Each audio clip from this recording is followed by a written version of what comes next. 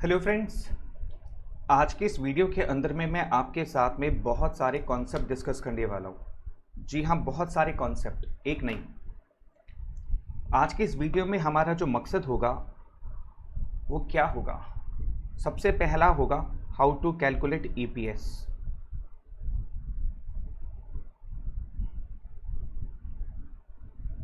EPS कैसे calculate की जाएगी? ईपीएस का मतलब होता है अर्निंग पर शेयर। ईपीएस कैसे कैलकुलेट करेंगे, पहला मकसद। दूसरा, ईपीएस और ईबीआईटी का रिलेशनशिप क्या होता है। अब ये ईबीआईटी क्या होता है बेटे?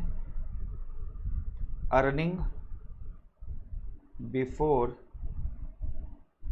Interest and tax. EPS EBIT का रिलेशनशिप क्या होता है? नंबर 3, ट्रेडिंग ऑन इक्विटी क्या होता है? नंबर 4, आरओआई कैलकुलेट कैसे करते हैं? Return on investment. पहला point, how to calculate EPS. EPS कैसे कैलकुलेट करेंगे, यानी अर्निंग पर शेयर कैसे निकालेंगे। फिर ईपीएस ईबीआईटी रिलेशनशिप को समझेंगे। ट्रेडिंग ऑन इक्विटी क्या होता है, इसको समझेंगे। रिटर्न ऑन इन्वेस्टमेंट यानी आरओआई को कैसे कैलकुलेट किया जाता है, ये हम समझेंगे इसके अंदर में। Why debt is considered to be the cheapest source of finance। Debt को हम सबसे सस्ता सोर्स ऑफ फाइनेंस क्यों मानते हैं? आपने नोटिस किया होगा, बड़ी से बड़ी कंपनी, चाहे वो रिलायंस है, चाहे वो विप्रो है, आईटीसी है, कोई भी कंपनी है, इनकी अरबों रुपए की अर्निंग्स होती है, अरबों खरबों रुपए की कैपिटल है, फिर भी ये डेट ज़रूर लेते हैं, कर्जा ज़रूर लेते हैं, डिबेंचर से पैसा ज़रूर रेज करते हैं, बैंक लोन ज़रूर लेते हैं। ऐसा क्यों? आपने नोटिस किया होगा कि बहुत सारे बैंक, 99% बैंक जो हैं वो रेंट की जगह पर खुलते हैं। जी हाँ, आपको सुनकर हैरानगी होगी कि बैंक हम लोगों को बोलता है कि आप लोन लीजिए, अपना घर बनाइए, आप लोन लीजिए, अपनी गाड़ी खुद की बनाइए, लेकिन बैंक जितने भी खुद वो रेंटेड जगह पर चलते हैं। ऐसा क्यों? जितने बड़े बड़े शोरूम्स होते हैं वो रेंटेड प्रेमिसेस पर चलते हैं। ऐसा क्यों? इन सारे सवालों के जवाब इस वीडियो में मैं आपके साथ शेयर करूंगा। बहुत इंपॉर्टेंट टॉपिक इसलिए है क्योंकि एक ही वीडियो में आपके बहुत सारे टॉपिक्स कवर होने वाले हैं, और इसके अंदर जो क्वेश्चन है वो आपका 1 नंबर से लेकर के 6 नंबर तक क्वेश्चन बड़े आराम से पूछा जा सकता है। यानी किसी भी रेंज में क्वेश्चन बनाया जा सकता है, क्योंकि बहुत सारे टॉपिक्स हैं। और ये मोस्ट इंपॉर्टेंट टॉपिक इसलिए भी हम मानते हैं क्योंकि ये इकलौता प्रैक्टिकल क्वेश्चन है जो आपके एंटायर बिजनेस स्टडी में है, इसीलिए। और ये एक इकलौती ऐसी केस स्टडीज़ है जो केस स्टडीज़ के आने से पहले से आपके सिलेबस में थी, तो इस पर क्वेश्चन बनना लाजमी है, ज़रूर पूछा जा सकता है। तो चलिए शुरुआत करते हैं इन क्वेश्चन के आंसर्स की। सबसे पहले हम सीखेंगे हाउ टू कैलकुलेट ईपीएस। इस पर आपको सबसे ज़्यादा फोकस करना है। अगर आपको एग्जैक्ट ईपीएस निकालना आ गया तो समझिए कि आपने आधे से ज़्यादा क्वेश्चन को समझ लिया, क्योंकि बाकी सारा एनालिसिस है। अगर कैलकुलेशन में गलती कर दी तो एनालिसिस आपका गलत हो जाएगा। इसलिए सबसे पहले हमारा सारा फोकस क्या होगा? एनालिसिस पर। हम एनालिसिस करना सीखेंगे। उस एनालिसिस के लिए हम एक क्वेश्चन लेते हैं और उस क्वेश्चन के अंदर में ईपीएस को कैलकुलेट करना सीखते हैं। उस क्वेश्चन के अंदर में जो डेटा गिवन है वो हम देख लेते हैं। एक कंपनी है एक्स लिमिटेड, ठीक है। उस कंपनी की टोटल फंड्स रिक्वायरमेंट है, टोटल फंड्स रिक्वायरमेंट है 30 लाख। ये क्वेश्चन है, ये गिवन है आपको, जो डेटा मैं आपको दे रहा हूं, और इसके बेसिस पर हमने ईपीएस कैलकुलेट करना है। क्या गिवन है? टोटल फंड्स रिक्वायरमेंट है 30 लाख। 30 लाख रुपए की टोटल फंड्स रिक्वायरमेंट है।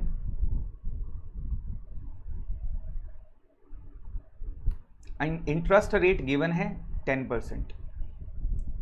ठीक है, इंटरेस्ट रेट 10% पर एनम। इसका मतलब क्या है, अगर आप कोई भी डेट लेते हो, बैंक लोन लेते हो, डिबेंचर्स लेते हो, तो उस पर आपको 10% का इंटरेस्ट रेट पे करना होगा। टैक्स रेट गिवन है 30%। टैक्स रेट मतलब इनकम टैक्स रेट जो आपको पे करना है। कई बार खाली टैक्स रेट लिखा होता है तो आपको समझ जाना चाहिए कि इनकम टैक्स की बात कर रहे हैं, यहाँ पर 30% है। इसके अलावा EBIT हमने ऊपर लिखा था, अभी क्या था, earning before interest and tax. ये earning before interest and tax क्या होता है अभी मैं डिस्कस करता हूं आपसे। EBIT गिवन है 4 लाख रुपीज। ठीक है, ये डेटा आपको गिवन है और आपको क्या करना है, EPS कैलकुलेट करना है। You have to calculate EPS 3 अलग अलग सिचुएशंस में।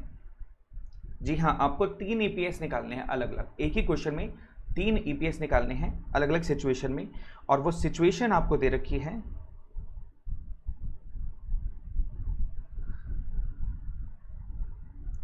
डेट की सिचुएशन आपको दे रखी है। सिचुएशन 1 में जो डेट है वो है आपका नील, 0। ठीक है, सिचुएशन 2 उसमें हम ये मान के चलेंगे कि आप डेट से जो पैसा रेज कर रहे हैं वो है 10 लाख। और सिचुएशन 3 है जिसमें आप डेट कंसीडर करेंगे 20 लाख, डेट इन रुपीस। एक बार मैं क्वेश्चन रिपीट कर दूं, आपको बड़े ध्यान से आपको समझना है, क्वेश्चन को गलती नहीं होनी चाहिए। कंपनी एक्स लिमिटेड है, कंपनी की टोटल फंड्स रिक्वायरमेंट है 30 लाख, इंटरेस्ट रेट है 10% पर एनम, यानी डेट का जो रेट है 10% पर एनम है। टैक्स रेट 30% है, इनकम टैक्स रेट 30% गिवन है। EBIT 4 लाख है। EPS आपको कैलकुलेट करना है विद दिस गिवन इन्फॉर्मेशन। और 3 सिचुएशन आपको दी हुई है। पहली सिचुएशन में आपसे कहा गया कि डेट 0 है, यानी आप डेट से कोई पैसा रेज नहीं करेंगे, तो EPS क्या होगी। दूसरी सिचुएशन है 10 लाख रुपीज़ से अगर आप डेट से पैसा 10 लाख रुपए रेज करते हैं तो EPS क्या होगी। और तीसरी सिचुएशन है अगर आप डेट से 20 लाख रुपीज़ रेज करते हैं तो EPS क्या होगी। इस क्वेश्चन को ले करके हम चलेंगे और अलग अलग सॉल्यूशंस निकालेंगे, यानी 3 अलग अलग EPS कैलकुलेट करेंगे हम आपके साथ में। Is that clear now? कोई दिक्कत इसके अंदर बेटा? Is that point clear now? तो शुरू करें EPS कैलकुलेट करना। कैसे करना है हमें EPS? आइए अब कैलकुलेट करना सीखते हैं EPS।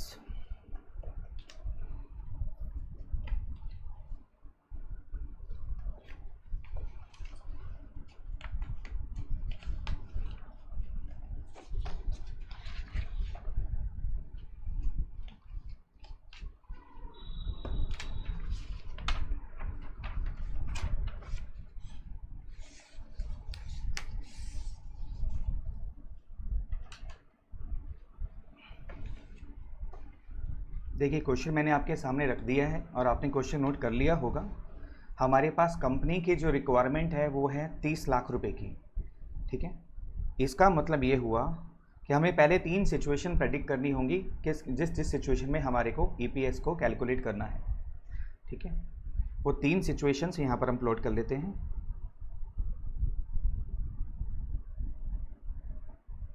सिचुएशंस 1, 2, 3 और यहाँ पर हम ले लेते हैं सीरियल नंबर और particulars.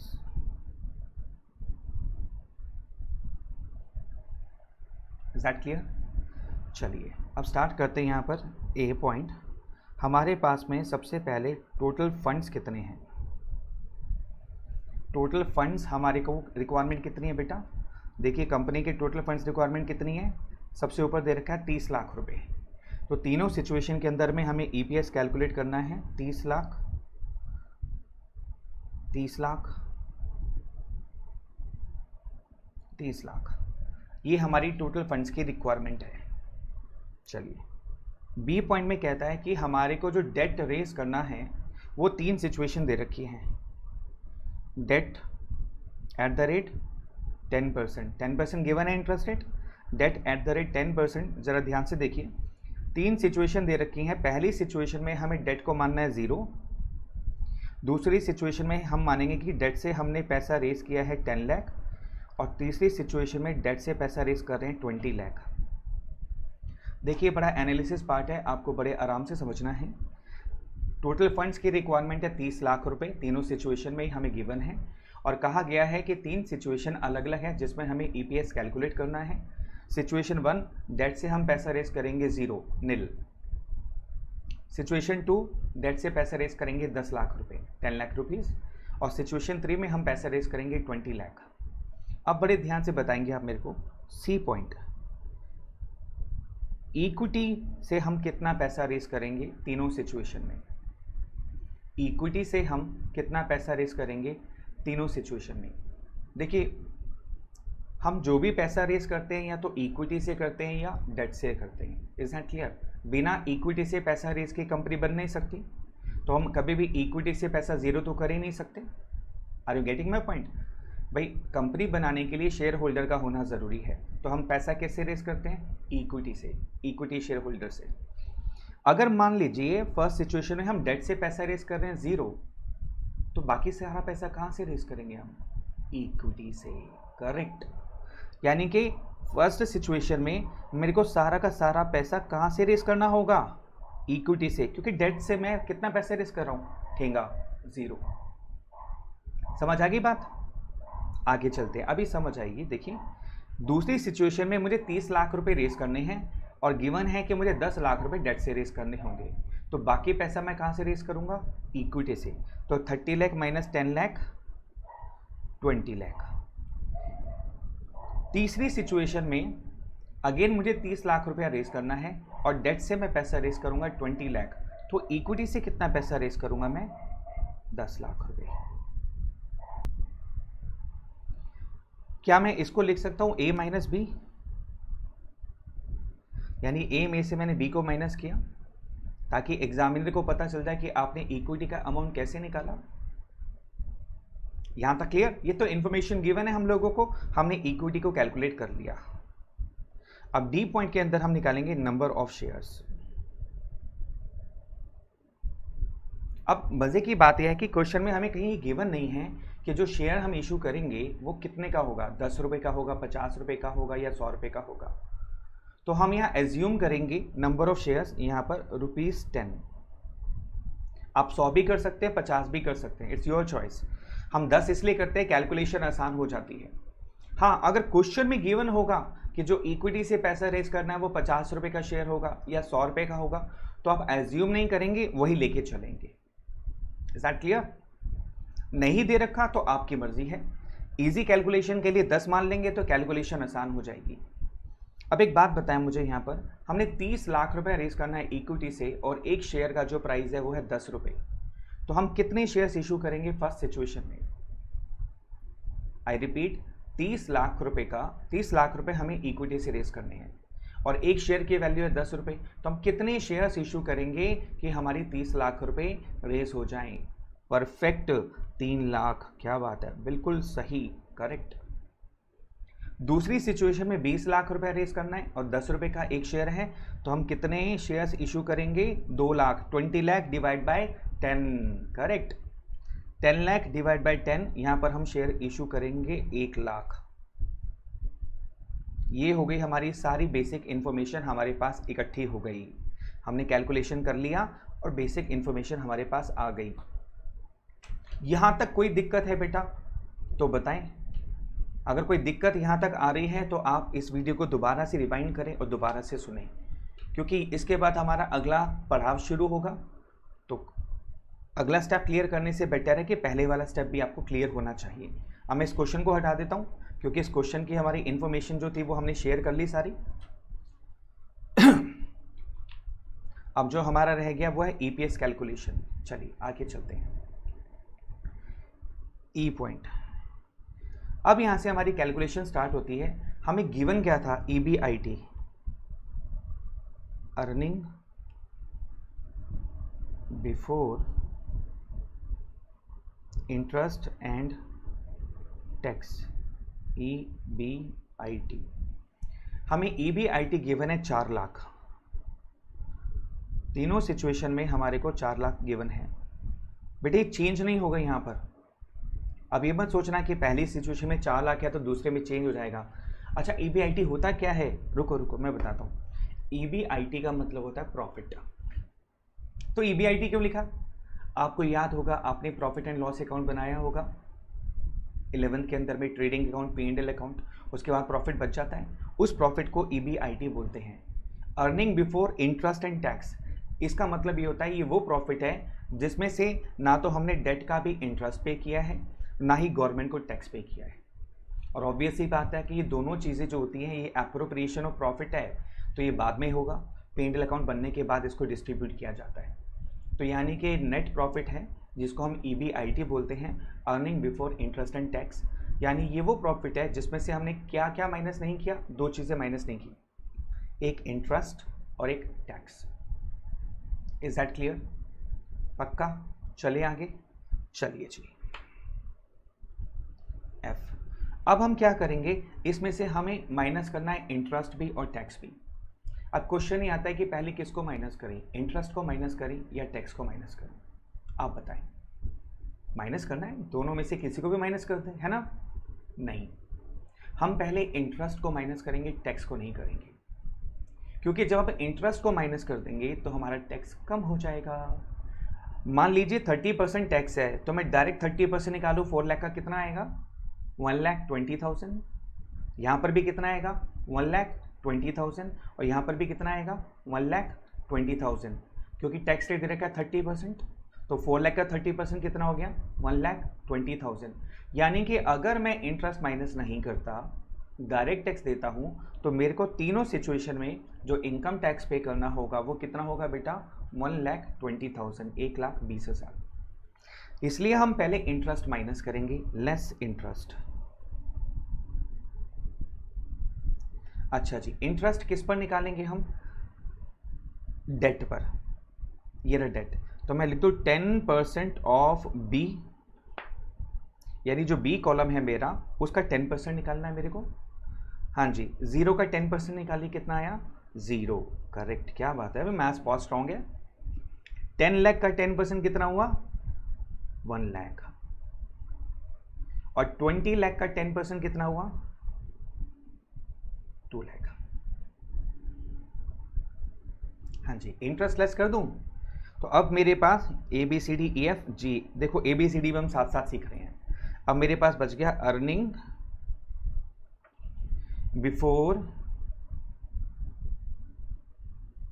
Tax. Earning before tax का मतलब हो गया E माइनस F। अगर मैं E में से F को माइनस कर दूं, अर्निंग बिफोर टैक्स आ जाएगा 4 lakh minus 0, 4 lakh, 4 lakh minus 1 lakh, 3 lakh, 4 lakh minus 2 lakh, 2 lakh. ABCDEFGH, less tax at the rate 30%। 4 lakh का 30% कितना हो गया बेटा? 1,20,000। 3 लाख का 30% कितना हो गया? 90,000। ओए होए, क्या बात है, जरा ध्यान से सोचो। नहीं समझ आया? अरे एक क्वेश्चन का सॉल्यूशन निकल गया जो हमने सोचा था, अभी भी नहीं आया। ध्यान से देखो, फर्स्ट सिचुएशन में हम इनकम टैक्स कितना पे कर रहे हैं? 1,20,000। और दूसरी सिचुएशन में इनकम टैक्स कितना पे कर रहे हैं? 90,000। बचत कितनी की हुई बेटा? 120 माइनस 90, 30,000 की। दोनों सिचुएशन में प्रॉफिट सेम है, लेकिन यहां पर हमें इनकम टैक्स बच रहा है कितना? 30,000 रुपए का। नहीं समझ आई बात? अरे भाई तुम्हारे सामने है यार, कोई मैंने कैलकुलेशन ऊपर नीचे नहीं की है, देखो जरा। हाँ, अब समझ में आया ये 30,000 पे क्यों बचे। ये हमने टैक्स कम क्यों पे किया? क्योंकि यहां पर हमने इंटरेस्ट पे किया बेटे, हमने पैसा डेट से रेज किया है। एक बात बताओ, आप एक शॉपिंग मॉल में गए, एक छोटा सा एग्जांपल ले रहा हूं, आपने शॉपिंग करी और सारा सामान उठाया, करीब 1 लाख रुपए का सामान आपने उठाया और आप कैश काउंटर पे गए पेमेंट करने के लिए। अब आप तो नोट गिन रहे हो 1 लाख रुपया देने के लिए, और जब आप पे करने लगे तो कैश काउंटर वाले कहते हैं 70,000 पे कर दो। आपने कहा 70,000, मन में बड़ी खुशी भी हो रही है क्योंकि सामान आपने उठाया 1 लाख रुपए का और वो आपसे मांग रहा है 70,000 रुपये। खुशी भी बहुत हो रही है लेकिन डर भी लग रहा है, यार पूछूं तो क्यों पूछूं, 30,000 का नुकसान हो जाएगा। लेकिन आप ईमानदार व्यक्ति हैं, आपने पूछ लिया, भैया मैंने तो सामान 1 लाख रुपए का उठाया था, आप बिलिंग 70,000 रुपये की क्यों बता रहे हो। तो उसने बोला सर 30,000 रुपया कैश बैक है। ओए होए क्या बात है भाई, चेहरे पे चमक, क्योंकि आप मन में सोच के चल रहे थे 1 लाख रुपए का खर्चा कर दिया लेकिन खर्चा हुआ 70,000 रुपये का। यही बात यहां भी लागू होती है। आपने इंटरेस्ट कितने का पे किया था, 1 लाख रुपए का, लेकिन आपको इनकम टैक्स कितना बच गया यहां पर, 30,000 रुपए का। तो एक्चुअल में आपने इंटरेस्ट कितना पे किया, 70,000। मेरी बात समझ आई। आपने इंटरेस्ट कितने का पे किया, 1 लाख रुपए का, और उसको पे करने की वजह से आपका इनकम टैक्स कितना कम हो गया, 30,000, 30,000 रुपए। इसका मतलब इफेक्टिव इंटरेस्ट कितना हो गया आपका, 70,000। सर ये पहला सॉल्यूशन है why debt is considered cheapest source of finance, क्योंकि सिर्फ डेट के केस में ही इंटरेस्ट को माइनस किया जाता है और टैक्स बचता है, इक्विटी के केस में नहीं बचता। इसीलिए पहले क्वेश्चन का सॉल्यूशन मिल गया कि क्यों कंपनियां कर्जा लेती हैं, क्योंकि बेटा इनकम टैक्स बचता है तो इफेक्टिव रेट ऑफ इंटरेस्ट काफी कम हो जाता है। यही रीजन है कि बैंक जो है रेंटेड प्रॉपर्टी लेता है, क्योंकि रेंट जब वो पे करता है तो उसका इनकम टैक्स बच जाता है। यही कारण है बड़े बड़े शोरूम्स रेंटेड लीज प्रीमिसेस पर होते हैं, किराए पर, क्योंकि जो वो रेंट पे करते हैं उस पर इनकम टैक्स बच जाता है। हाँ चलो, एक सॉल्यूशन तो हो गया, बिना ईपीएस कैलकुलेट किए हमें एक सॉल्यूशन तो पता चल गया कि why debt is considered to be the cheapest source of finance. चलिए आगे चलते हैं। यहां पर 30% निकालिए, 2 लाख का 60,000। अरे बाप रे, ये तो डबल खुशी हो गई, खुशी स्क्वायर, खुशी इंटू खुशी। भाई यहां हम 1,20,000 पे टैक्स पे कर रहे थे, यहां पर कितना पे कर रहे हैं, 60,000। कितने की बचत हो गई, 60,000 टैक्स की। यानी कि जैसे जैसे हम डेट की तरफ मूव करते जा रहे हैं हमारा इनकम टैक्स बचता जा रहा है। देखा, मैंने कहा था ना, रीजन समझ आ गया। इसीलिए डेट से पैसा रेज किया जाता है, क्योंकि डेट की कॉस्ट हमेशा बहुत कम होती है। क्लियर? अब चलते हैं नेक्स्ट पॉइंट पर। अब हमारा इनकम टैक्स भी निकल गया भाई साहब, वो भी दे दिया। अब हमारे पास आ गया प्रॉफिट आफ्टर टैक्स, जिसको हम बोलते हैं PAT, प्रॉफिट आफ्टर टैक्स, यानी कि G माइनस H, है ना। G में से H को माइनस कर दे तो हमारे पास क्या आ जाएगा, profit after tax 4 lakh minus 1,20,000 आ गया 2,80,000, 3 लाख माइनस 90,000 2,10,000, और ये आ गया 1,40,000।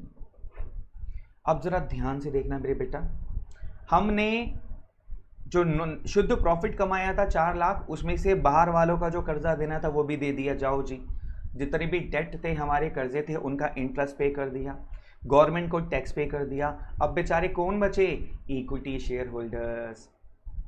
कौन बचे बेटा, इक्विटी शेयर होल्डर्स। अब एक छोटा सा पॉइंट और पूछता हूं आपसे मैं। मान लीजिए आपकी फर्म में 1 लाख रुपए प्रॉफिट हुआ, ठीक है, और आप अकेले बिजनेस चलाते हो, तो आपको कितना प्रॉफिट मिलेगा, 1 लाख, ठीक है। अगर आप और मैं पार्टनर होते बराबरी के, तो आपके हिस्से में कितना आता, 50,000। कैसे कैलकुलेट किया, आपने टोटल प्रॉफिट को 2 लोगों में डिवाइड कर दिया, करेक्ट, फाइन। अच्छा मान लो अगर हम 4 लोग होते, तो अगर फर्म के अंदर हम 4 लोग होते तो एक के हिस्से में कितना प्रॉफिट आता, 25,000। आपने क्या किया, 1 लाख को 4 से डिवाइड कर दिया, ठीक है, 25 25 25 हम चारों के हिस्से में आता। मान लो 1 लाख प्रॉफिट में अगर शेयर होल्डर्स होते 1 लाख, तो एक के हिस्से में कितना आता, 1 रुपया, है ना। 1 लाख डिवाइड बाय 1 लाख, इसको बोलते हैं EPS।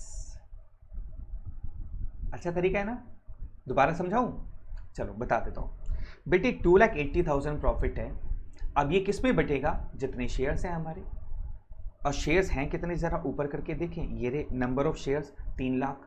अब समझ आया कि नंबर ऑफ शेयर्स हमने पहले क्यों निकाला था। इसीलिए आप भी सोच रहे होंगे पता नहीं नंबर ऑफ शेयर सर क्यों निकाल रहे हैं। इसलिए क्योंकि 2,80,000 रुपया कितने लोगों में बटेगा, 3 लाख।